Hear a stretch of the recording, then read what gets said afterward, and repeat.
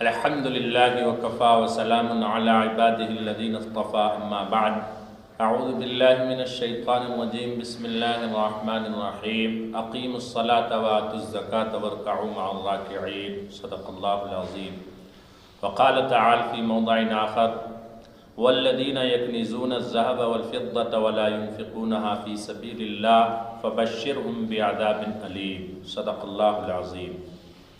محترم حضرات، سامعین کرام، ابھی آپ حضرات کے سامنے جو آیت مبارکہ میں نے تلاوت کی ہے، اس آیت مبارکہ کے اندر اللہ تبارک و تعالیٰ نے زکوٰۃ کے فرض کا حکم نازل فرمایا اقیموا الصلاۃ وآتوا الزکاۃ، کہ نماز قائم کرو اور زکوٰۃ ادا کرو۔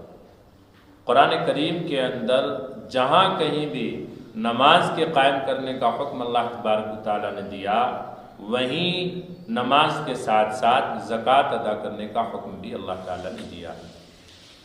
اللہ تعالیٰ نے انسانوں کو جو بھی مال عطا فرمایا، اصل میں اس مال کا مالک حقیقی خود اللہ تبارک و تعالیٰ کی ذات ہے۔ اللہ تعالیٰ نے مجازن انسان کو اس کا مالک بنا دیا، حقیقی مالک مال کا اللہ ہی ہے۔ یہی وجہ ہے کہ انسان اپنی جانب سے مال کو خرچ نہیں کر سکتا، بلکہ اللہ نے مال کو جہاں جہاں خرچ کرنے کا حکم دیا ہے وہاں خرچ کرنے کا پابند ہے انسان۔ اللہ تعالیٰ نے مال و دولت سے نوازا ہے، یہ اللہ کا احسان ہے، یہ اللہ کی مہربانی ہے۔ اب مال و دولت کو خرچ انہی جگہوں پر کرنا چاہیے جہاں اللہ اور اللہ کے رسول صلی اللہ علیہ وسلم نے ارشاد فرمایا۔ اسلام میں 5 چیزیں خاص طور سے بنیادی رکن ہیں، اسلام کے ارکان کہے جاتے ہیں۔ بنی الاسلام علی 5، شہادت ان لا الہ الا اللہ وان محمد رسول اللہ، واقام الصلاۃ وایتاء الزکاۃ وصوم رمضان والحج وصوم رمضان۔ یہ 5 اسلام کے بنیادی ارکان، ایک لا الہ الا اللہ محمد الرسول اللہ صلی اللہ علیہ وسلم کی گواہی دینا، نماز قائم کرنا، نمبر 3 زکوٰۃ ادا کرنا، نمبر 4 رمضان کے روزے رکھنا، نمبر 5 حج ادا کرنا۔ تو نماز تو بدنی عبادت ہے، اور زکوٰۃ یہ مالی عبادت ہے، روزہ یہ بھی بدنی عبادت ہے، اور حج یہ بھی مالی اور بدنی دونوں عبادت ہے۔ اس میں مال کا بھی حصہ لگتا ہے، بدن کا بھی حصہ لگتا ہے۔ تو حج اور زکوٰۃ صاحب استطاعت پر، صاحب نصاب پر فرض ہے۔ خاص طور سے زکوٰۃ یہ اسلام کا ایک بنیادی رکن ہے، یاد رکھیں۔ 5 ستون ہیں اسلام کے، 5 کھمبے ہیں، 5 پلر ہیں، اس پہ اسلام کی چھت کھڑی ہوئی ہے۔ اسلام کی عمارت کھڑی ہے 5 پلر پہ، ان میں سب سے پہلا پلر لا الہ الا اللہ محمد الرسول اللہ، دوسرا پلر نماز، تیسرا ستون زکوٰۃ، چوتھا ستون، چوتھا پلر رمضان کا روزہ، اور 5واں پلر حج ہے۔ اگر اس میں سے ایک رکن بھی، ایک پلر بھی کسی نے گرا دیا تو گویا اس نے اسلام کو گرا دیا، اسلام کی عمارت گرا دی۔ اتنی اہم بات ہے۔ تو زکوٰۃ اللہ تبارک و تعالیٰ نے فرض فرمایا ہے صاحب نصاب پر، اور صرف 40واں حصہ اللہ تعالیٰ نے فرض فرمایا کل مال کا۔ 2.5% اللہ تعالیٰ نے فرض فرمایا، جو کہ بہت ہی کم ہے، اور آسانی کے ساتھ مالدار یعنی 40واں حصہ 2.5% زکوٰۃ کی رقم نکال سکتا ہے۔ مالداروں کے مال میں اللہ تعالیٰ نے غریبوں کا، محتاجوں کا، ضرورت مندوں کا حق رکھا ہے۔ قرآن کریم کے اندر ارشاد فرمایا للسائل والمحروم، کہ سوال کرنے والوں کا بھی تمہارے مال میں حق ہے، اور جو لوگ سوال نہیں کرتے، اپنے فقر کو چھپاتے ہیں، پوشیدہ رہتے ہیں، ان کا بھی تمہارے اوپر حق ہے کہ ایسے محروم محتاج ضرورت مند لوگوں کو تلاش کر کر کے تم صدقہ کرو اور زکوٰۃ کی رقم ایسے لوگوں کو دو تاکہ تمہاری عبادت اللہ تعالیٰ قبول فرما دے۔ صاحب نصاب کون ہے شریعت کی نگاہ میں؟ تو فرمایا کہ جس کے پاس 7.5 تولہ سونا وزن کے اعتبار سے 7.5 تولہ سونا ہو اور گراموں کے اعتبار سے فرمایا 87 گرام 480 ملی گرام سونا ہو۔ تولہ کے حساب سے 7.5 تولہ سونا اگر کسی کے پاس ہے اور اسی کو اگر گرام میں بدلیں گے تو 87 گرام 480 ملی گرام سونا اگر کسی کے پاس ہے، اس پر سال گزر گیا ہے، اس پر قرض نہیں ہے، تو وہ شریعت کی نگاہ میں صاحب نصاب ہے، اس کو زکوٰۃ دینا واجب ہے، فرض ہے۔ دوسرا نصاب چاندی کا ہے، 52.5 تولہ چاندی اگر کسی کے پاس ہے، یا اگر اس کو گرام میں تقسیم کریں تو گراموں کے اعتبار سے 612 گرام 360 ملی گرام، گراموں کے اعتبار سے 612 گرام 360 ملی گرام چاندی اگر کسی کے پاس ہے، سال گزر گیا ہے، اس پر قرض نہیں ہے، تو وہ اس پر زکوٰۃ فرض ہے۔ تیسرا نصاب نقدی مال کا ہے، کسی کے پاس اتنا مال ہے کہ اس سے 612 گرام چاندی 360 ملی گرام چاندی، اگر کسی کے پاس اتنا مال ہے کہ 612 گرام چاندی 360 ملی گرام چاندی وہ خرید سکتا ہے اور اس نقدی مال پر سال گزر گیا، اس پر قرض نہیں ہے، تو اس پر زکوٰۃ فرض ہے۔ چوتھا نصاب ہے زکوٰۃ کا مال تجارت، کسی کی دکان میں، کسی کی کمپنی میں اتنا مال تجارت ہے کہ اس کی قیمت 612 گرام 360 ملی گرام چاندی کے برابر ہو جائے، 612 گرام 360 ملی گرام چاندی کے برابر اگر سامان تجارت کی قیمت ہو جائے، اس پر سال گزر گیا ہے، قرض نہیں ہے، تو اس پر زکوٰۃ فرض ہے۔ یہ 4 نصاب زکوٰۃ کے ہیں جو الگ الگ میں نے آپ تمام حضرات کو بتائے۔ اب ان 4 نصابوں میں سے اگر کوئی ایک نصاب مکمل نہیں ہے، پورا نہیں ہے، تو یہ دیکھا جائے گا، 2 نصاب کو ملایا جائے گا، 2 نصاب کو ملایا جائے گا، 2 نصاب کو ملا کر اگر اس کی قیمت، ان دونوں نصابوں کی قیمت سونے یا چاندی کے نصاب کے بقدر ہو جاتی ہے تو اور اس پر سال گزر جائے تو اس پر زکوٰۃ فرض ہے۔ جیسے سونا اور چاندی ہے، سونے کا پورا نصاب نہیں ہے، 2 تولہ سونا ہے، 3 تولہ سونا ہے اور اس کے ساتھ تھوڑی سی چاندی ہے، تو اب 52.5 تولہ چاندی کے بقدر اس کی قیمت ہو جاتی ہے، سال گزر گیا تو اس پر زکوٰۃ فرض ہے۔ یا اسی طریقے سے سونا ہے اور نقدی روپے ہیں، 2 تولہ سونا ہے اور 1000-2000 روپے ہیں، یا مان لیجئے 200-400 روپے ہیں، تو اس کو اس میں جوڑا جائے گا۔ 2 تولہ سونا میں ظاہر سی بات ہے، 2 تولہ سونا میں اگر 100, 200, 500 روپے، 1000 روپے آپ جوڑیں گے تو وہ چاندی کے نصاب کے بقدر اس کی قیمت پہنچ جائے گی، 2 تولے سونے کی قیمت۔ 50,000 روپے کے حساب سے بھی اگر تولہ ہے سونا تو 1 لاکھ روپے ہو جاتے ہیں، 2 تولہ سونا کی قیمت 1 لاکھ روپے۔ اس میں ایک دوسرا نصاب بھی جڑا ہوا نقدی مال ہے، سال گزر گیا ہے تو اس پر زکوٰۃ فرض ہے۔ سونا ہے اور سامان تجارت ہے، کچھ سونا ہے کچھ سامان تجارت ہے، مکمل نصاب سونے کا نہیں ہے، تو ان 4 نصابوں میں سے 2 نصاب مل کر کے اگر 612 گرام چاندی 360 ملی گرام چاندی کی قیمت کے بقدر ہو جائے اور سال گزر جائے تو اس پر زکوٰۃ فرض ہے، چاہے چاندی اور نقدی مال مل کر ہو جائے، چاہے چاندی یا سامان تجارت مل کر کے ہو جائے۔ ان مسائل کو سمجھنا اور سیکھنا نہایت ہی ضروری ہے۔ بعض مسلمان یہ سمجھتے ہیں کہ ہمارے پاس پورے سونے کا نصاب ہی نہیں ہے تو ہم زکوٰۃ کیوں نکالیں؟ ان کو یہ مسئلہ معلوم ہی نہیں ہے کہ تھوڑا سونا تھوڑی چاندی ہے، سال گزر گیا قرض نہیں ہے تو زکوٰۃ فرض ہے۔ تھوڑا سونا نقدی روپے ہے، اس کی قیمت 52.5 تولہ چاندی کی قیمت کے بقدر مال ہو جاتا ہے، سال گزر گیا قرض نہیں ہے، زکوٰۃ فرض ہے۔ ان 4 نصابوں کو سمجھنا نہایت ہی ضروری، نہایت ہی ضروری۔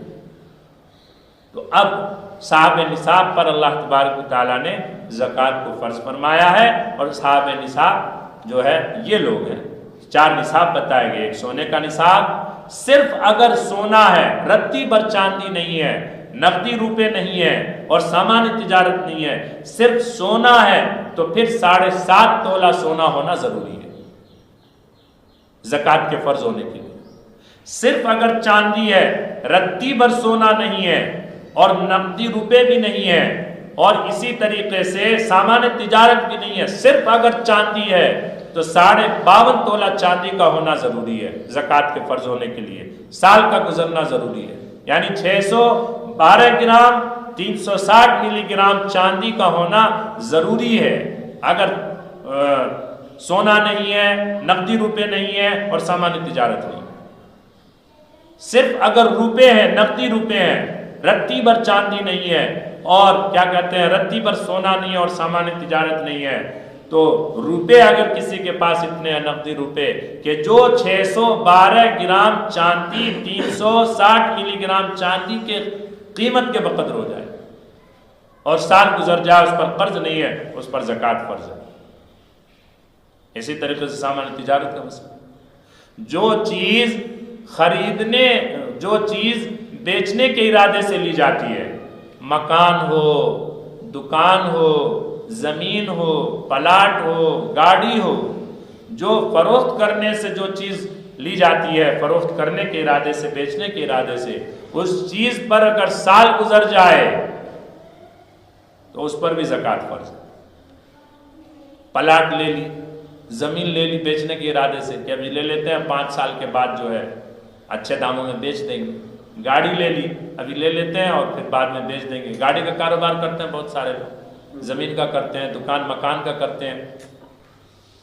مکان لیا صاحب ایک بہت قیمت میں لے لیا کہ اس کو جو ہے اگلے سال 2-3 سال کے بعد بیچ دیں گے جب قیمت بڑھے گی، تو ہر سال پر اس مکان کی جتنی قیمت ہوگی اس پر زکوٰۃ فرض ہوگی۔ یاد رکھیں، بیچنے کے ارادے سے جو بھی چیز لی جائے گی سال گزرنے پر اس پر زکوٰۃ فرض ہے۔ تو زکوٰۃ کے مسائل سیکھنا نہایت ہی ضروری ہے۔ زیورات میں سے چاہے عورتیں زیور پہنیں یا نہ پہنیں، استعمال کریں یا نہ کریں، اگر اس پر سال گزر گیا ہے تو زکوٰۃ فرض ہے۔ عورتوں کو بھی اپنے زیورات کی زکوٰۃ نکالنا چاہیے، فرض ہے۔ اگر نہیں نکالتی تو پھر وہ مستحق ضرورت مندوں کا حق کھانے والی ہوں گی، حرام کھانے والی ہوں گی، حرام استعمال کرنے والی ہوں گی زیورات۔ اللہ کے رسول صلی اللہ علیہ وسلم نے ارشاد فرمایا کہ زکوٰۃ صدقات مال کا میل کچیل ہے، زکوٰۃ صدقات مال کا میل کچیل ہے۔ آپ نے فرمایا کہ ہم سیدوں پر زکوٰۃ لینا حلال نہیں، زکوٰۃ کی رقم، صدقات کی رقم سیدوں کے لیے حلال نہیں۔ اب یہ مسئلہ بھی معلوم کرنا ضروری ہے اور معلوم ہونا ضروری ہے کہ زکوٰۃ کی رقم کن لوگوں کو دینا جائز ہے اور کن لوگوں کو دینا جائز نہیں ہے۔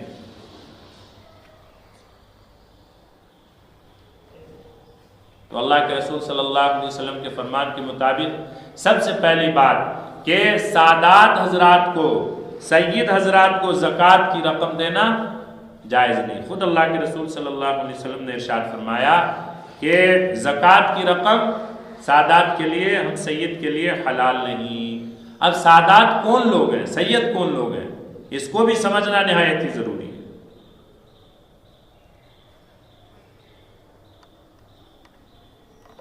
حضرت عباس رضی اللہ عنہ کی اولاد، حضرت عباس رضی اللہ عنہ کی اولاد کو زکوٰۃ کی رقم دینا، صدقات دینا جائز نہیں۔ حضرت حارث بن عبد المطلب رضی اللہ عنہ کی اولاد، ان کو زکوٰۃ دینا، صدقات دینا جائز نہیں۔ اسی طریقے سے حضرت علی رضی اللہ عنہ کی اولاد، حضرت علی رضی اللہ عنہ کی اولاد کو زکوٰۃ دینا، صدقات دینا جائز نہیں۔ اسی طرح سے حضرت عقیل رضی اللہ عنہ کی اولاد کو زکوٰۃ دینا، صدقات دینا جائز نہیں۔ اور اسی طریقے سے حضرت جعفر رضی اللہ عنہ کی اولاد کو زکوٰۃ اور صدقات دینا جائز نہیں۔ حضرت عباس رضی اللہ عنہ کی اولاد کو زکوٰۃ دینا جائز نہیں، کیونکہ یہ سادات میں سے ہیں، سید ہیں۔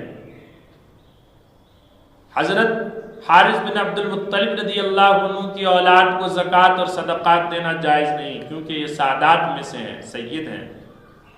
حضرت علی رضی اللہ عنہ کو زکوٰۃ صدقات دینا جائز نہیں، کیونکہ یہ سادات میں سے ہیں، سید ہیں۔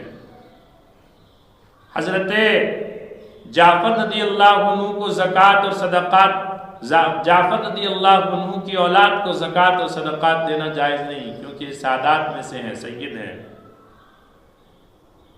حضرت عقیل رضی اللہ عنہ کی اولاد کو، حضرت عقیل رضی اللہ عنہ کی اولاد کو زکوٰۃ صدقات کی رقم دینا جائز نہیں، کیونکہ یہ سادات میں سے سید ہے۔ اسی طریقے سے زکوٰۃ کی رقم اپنے آباء و اجداد کو دینا جائز نہیں۔ باپ، دادا، دادی، نانا، نانی، پردادا، پردادی، پرنانا، پرنانی، اوپر تک، ان کو زکوٰۃ کی رقم دینا جائز نہیں۔ اصل مال میں ان حضرات کا حق ہے۔ زکوٰۃ کے علاوہ جو مال ہے، جو رقم ہے، اس میں ان حضرات کا حق ہے، اس میں سے خرچ کیا جائے۔ اپنی اولاد کو زکوٰۃ کی رقم دینا جائز نہیں۔ اولاد کی اولاد، اولاد کی اولاد، بیٹا، بیٹی، پوتا، پوتی، ناتی، نواسی، یعنی نیچے تک زکوٰۃ کی رقم دینا جائز نہیں۔ اصل مال میں ان لوگوں کا حق ہے کہ اصل مال سے زکوٰۃ کی رقم کے علاوہ جو اصل مال ہے اس میں سے ان پر خرچ کیا جائے۔ اسی طریقے سے بیوی کا شوہر کو زکوٰۃ کی رقم دینا جائز نہیں، شوہر کا بیوی کو زکوٰۃ کی رقم دینا جائز نہیں۔ یعنی بیوی اپنے زیورات یا مال و دولت کی زکوٰۃ شوہر کو نہیں دے سکتی، اور شوہر اپنے مال و دولت کی زکوٰۃ بیوی کو نہیں دے سکتی۔ ان کے علاوہ اور جو صاحب نصاب ہو، جن پر زکوٰۃ فرض ہو، ان کو زکوٰۃ کی رقم دینا جائز نہیں۔ ان کے علاوہ جو بھی مستحق ہو، ضرورت مند ہو، ان کو زکوٰۃ کی رقم دینا جائز ہے۔ اللہ کے رسول صلی اللہ علیہ وسلم نے ارشاد فرمایا کہ تم اپنے رشتہ داروں پر خرچ کیا کرو۔ رشتہ داروں پر صدقات، خیرات کرنے سے اللہ تعالیٰ ڈبل ثواب عطا فرماتے ہیں۔ ایک تو صلہ رحمی کا ثواب عطا فرماتے ہیں، اور دوسرے صدقہ کا ثواب عطا فرماتے ہیں۔ تو پہلے قریبی رشتہ داروں میں مسلمانوں کو دیکھنا چاہیے کہ صحیح معنوں میں کون مستحق ہیں، کون ضرورت مند ہیں۔ ان کی عزت نفس کا خیال کر کے، ان کی عزت نفس کا خیال کر کے ہمیں عزت کے ساتھ ان تک زکوٰۃ کی رقم کو پہنچانا چاہیے۔ یہ بہت اہم بات ہے۔ اصل میں زکوٰۃ کی رقم مستحق تک جا کر پہنچانا ہی افضل ہے، یہی حکم ہے اسلام۔ یہ تو اب الٹا ہو گیا ہے کہ اب مستحق لوگ ہمارے پاس آتے ہیں، مدارس کے سفراء، مدارس کے علماء، اللہ والے، قطب ابدال، مستجاب الدعوات لوگ ہمارے پاس آتے ہیں۔ حالانکہ ہونا یہ چاہیے تھا کہ ہم ان مدارس والوں کے پاس جا کر، مدارس میں جا کر ہم زکوٰۃ کی رقم دیتے۔ یہ اصل ہے۔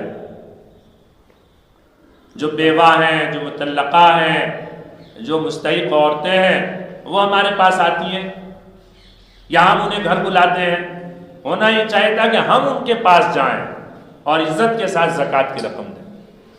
ایک واقعہ حضرت عائشہ صدیقہ رضی اللہ عنہا کا بہت ہی زبردست ہے، بہت عجیب واقعہ، عبرت والا واقعہ۔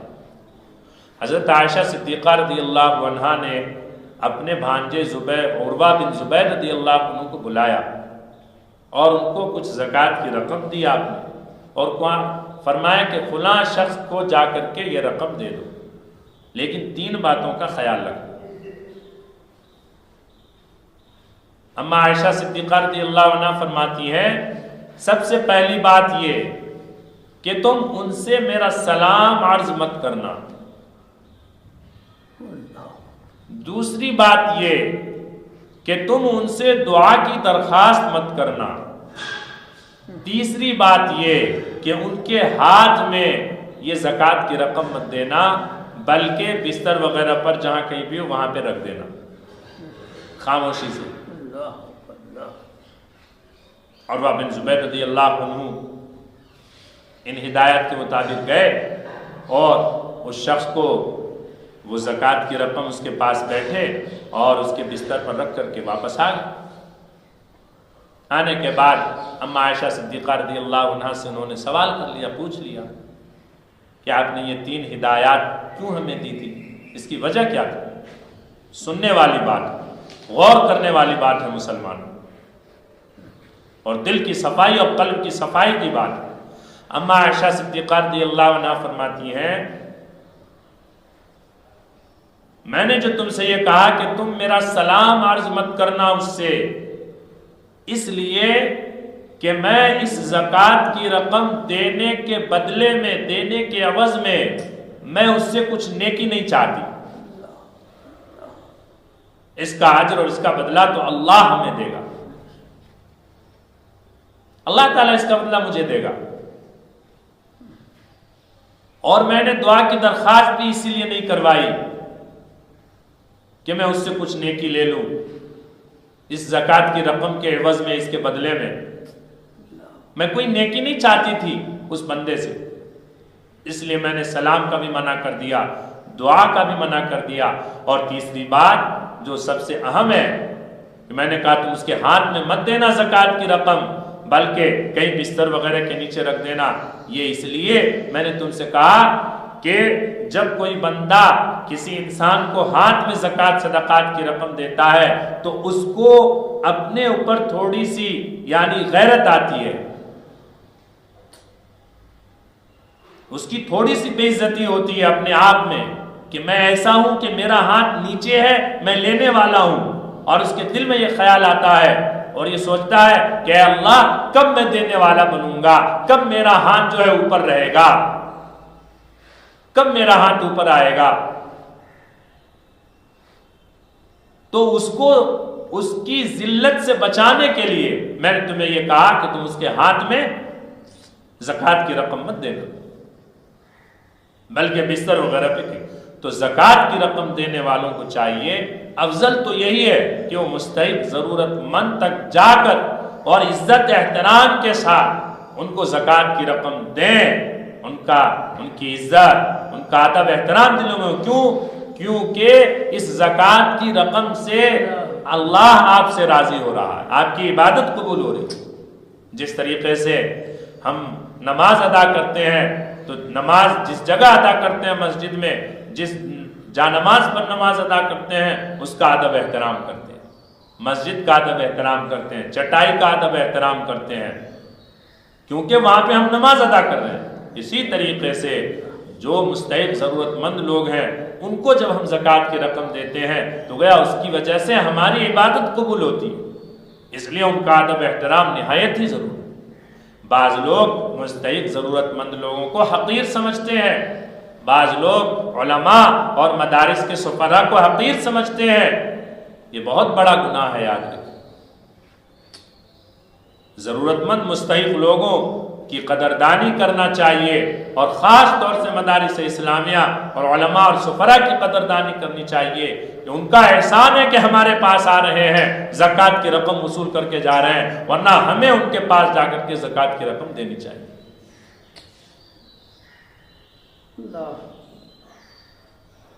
مدارس اسلامیہ دین کے مضبوط قلعے ہیں، دین کی حفاظت مدارس اسلامیہ کے ذریعے سے ہو رہی ہے، ایمان کی حفاظت مدارس اسلامیہ کے ذریعے سے ہو رہی ہے، علماء کے ذریعے سے ہو رہی ہے۔